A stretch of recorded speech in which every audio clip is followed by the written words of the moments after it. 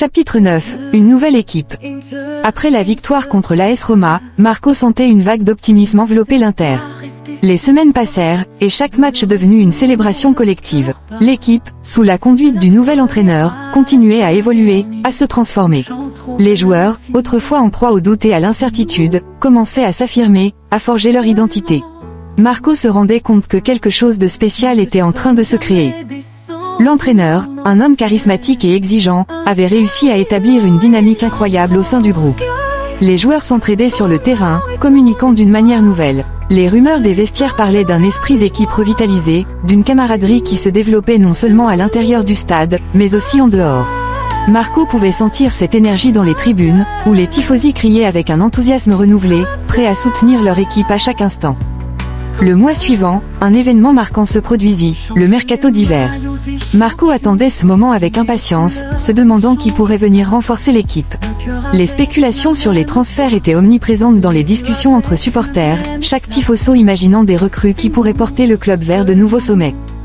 L'Inter, après un début de saison prometteur, avait besoin d'un nouvel attaquant pour compléter son effectif.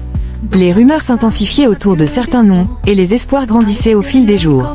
Marco ne pouvait s'empêcher d'imaginer les nouvelles combinaisons, les passes décisives, et surtout, les buts qui pourraient suivre l'arrivée de ces potentiels nouveaux talents.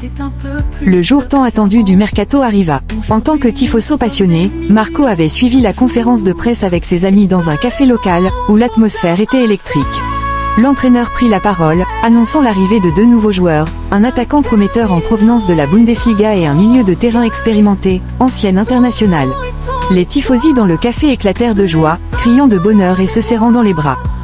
Marco ressentait un mélange d'excitation et d'anxiété. Il se demandait comment ces nouvelles recrues s'intégreraient dans le collectif. La communication était essentielle, et la chimie sur le terrain, un enjeu crucial. Mais l'entraîneur avait un don pour fédérer les équipes, et cela suffisait à rassurer Marco. Il avait foi en sa vision.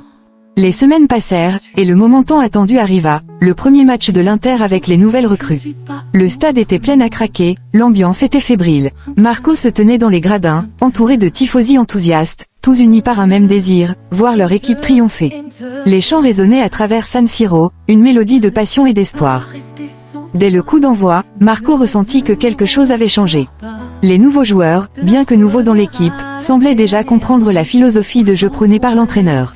Le milieu de terrain apportait une vision du jeu qui dynamisait l'attaque, tandis que l'attaquant, agile et rapide, créait des espaces là où il n'y en avait pas. Au fur et à mesure que le match avançait, l'Inter s'affirmait.